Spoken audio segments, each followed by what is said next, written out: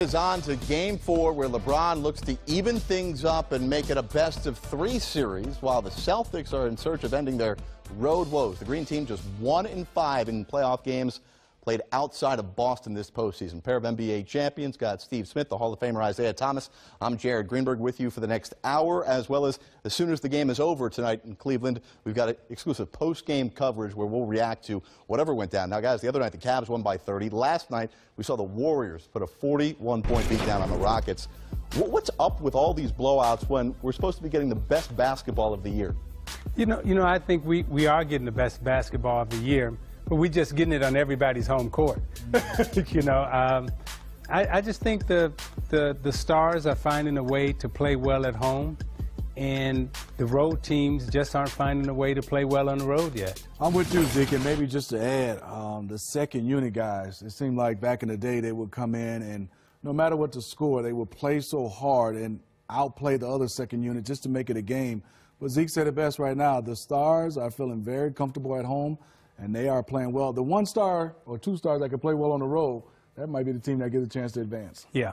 Well, we'll see how that shakes out tonight. Coming up in a bit, we'll talk about some potential lineup changes for the Celtics, as Brad Stevens thinks he might want to tweak that lineup to adjust after the blowout loss the other night. He knows this is a result-oriented business, and Coach Stevens believes his squad has now flushed Saturday's performance completely out of their system. This is a resilient group. We were hurting Saturday night. We were hurting yesterday morning.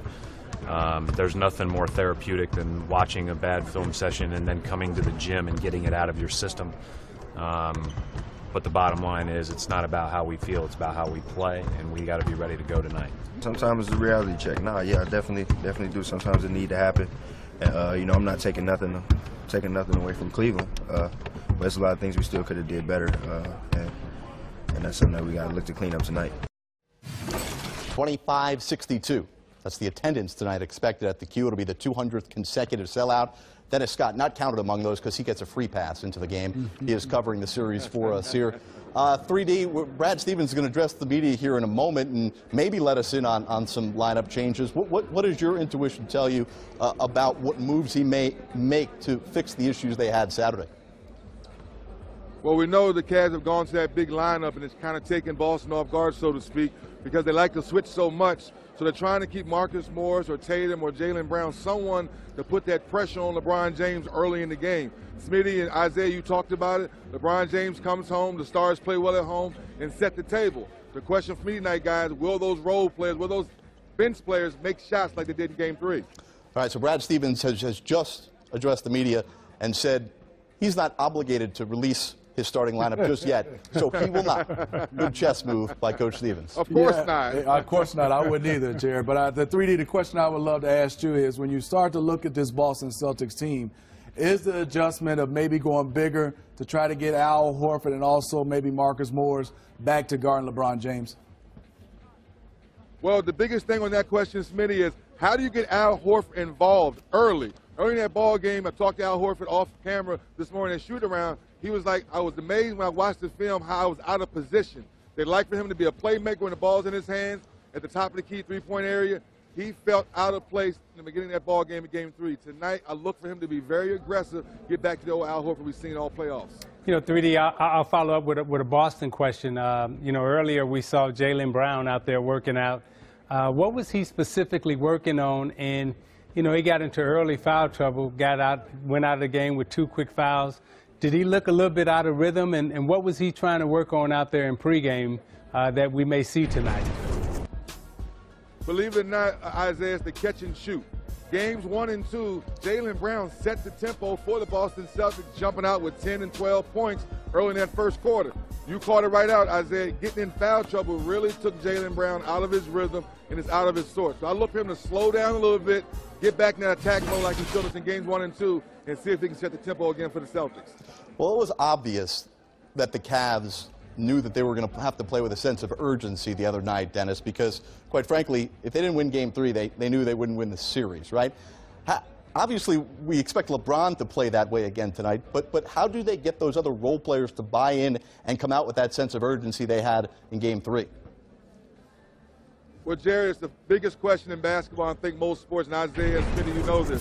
if we could figure out a way why role players play better at home versus on the road, versus when we play Smitty and Isaiah, we love to go on the road and silence the opposing crowd. But for whatever reason, J.R. Smith, Kyle Korver, 5 of 5, guys like that, George Hill, they have to get off to a fast start. And on the flip side, guys, the same thing with the Celtics. As a young team, if they're not moving the basketball, playing good team basketball, instead of one-on-one basketball like they showed us in Game 3, they could go down again tonight. 3D as a shooter, how important is it for the Kyle Korvers, like you said, the J.R. Smith and George Hill, for LeBron James to get those guys the basketball early versus going for his own, setting the tempo as far as scoring, but kind of setting the tempo in the last game and getting those guys some easy open shots?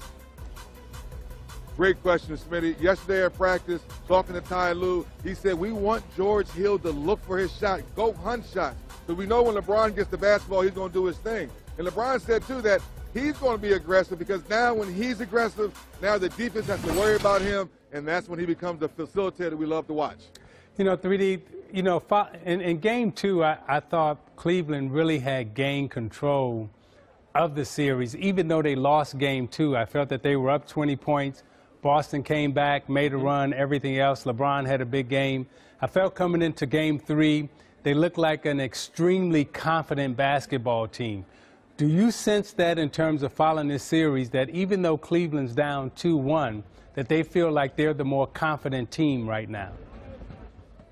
Isaiah, you hit it right on the head. This franchise has been through so much since LeBron James has come back to Cleveland. They've been to so many finals. So Kevin Love says, we understand what position we're in right now. Moving Tristan Thompson back into the starting lineup. He's back rebounding, being lively like he once was a few years ago.